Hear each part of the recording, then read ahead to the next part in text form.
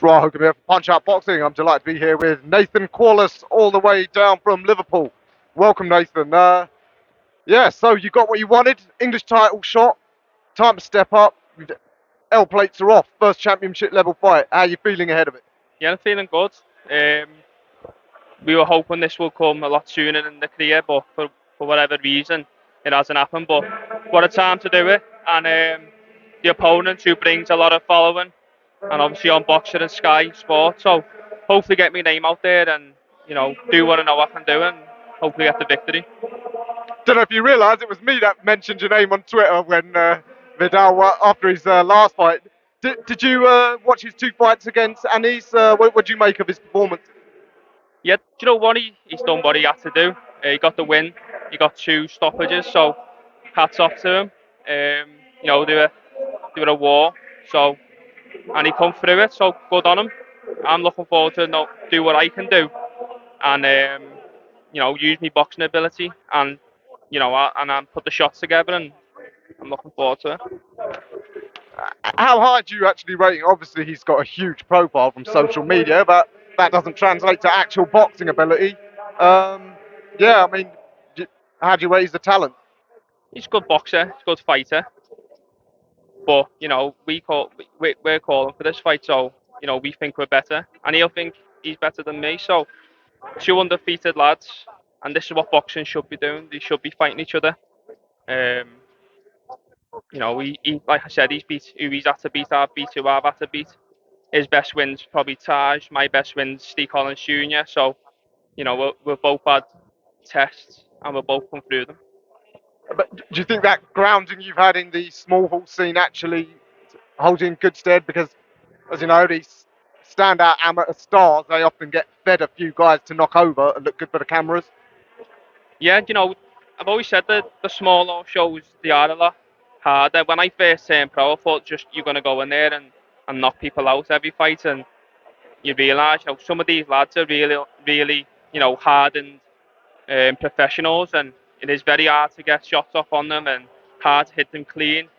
So I've learned my trade, and it's time now to go out there now and prove people wrong. And it is a perfect fight for you in terms of risk reward because of his huge profile. Beat him, I mean, puts you immediately in the spotlight. And of course, you're on Sky Sports anyway. Yeah, well, that's one of the reasons why we'll call him out as well. There's a few names we, we were hovering about, but Vidal, because he brings the platform, he brings his social media presence, was perfect really, and he's got his little social media fans as well. So that was something new, dealing with that as well. But I'm confident. We've had a great camp, and I can't wait to get in there on Saturday night. Yeah, I mean, Cruiserweight division as well. It is hot domestically. Yeah. Win this. I mean, there's no shortage of big fights for years to come. Yet, do you know what? The last sort of lads who've come through have sort of paved the way for all of us.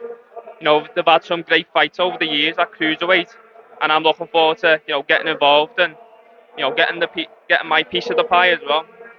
And am I right thinking you fought some of the top names back in the amateurs? Yeah, I fought Chris Bill and Smith in the quarterfinals of the ABAs, and I boxed Chev Clark as well, and then a few other lads like PJ Stubb, who was a great amateur, Tom Pogson, 2-time ABA finalist. I've had some really good wins as an amateur in short amount of time. I think I only had 19 fights, and a lot of them just come from championship fights. It was very hard to get club shows. Yeah, interesting. So you've mixed in with some good company. How do you assess the cruiserweight scene at the moment? Like I said, there's so many good fighters.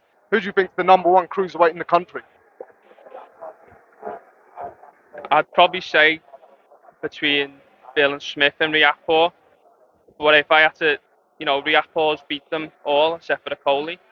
So I'd probably go and say Riakpur's probably number one right now, yeah. I don't know if yeah, after your fight you might want to have a look at the other fights across London. How do you think Jordan Thompson gets on against Opataya? Do you know what? Someone else has asked me this, and I don't know much about. I should do because it's my weight.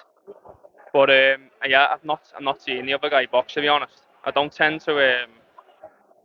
I should really watch it, but I don't tend to watch much boxing. I do my training and try and switch off, and I watch like the big fights. I'm like a casual boxing fan.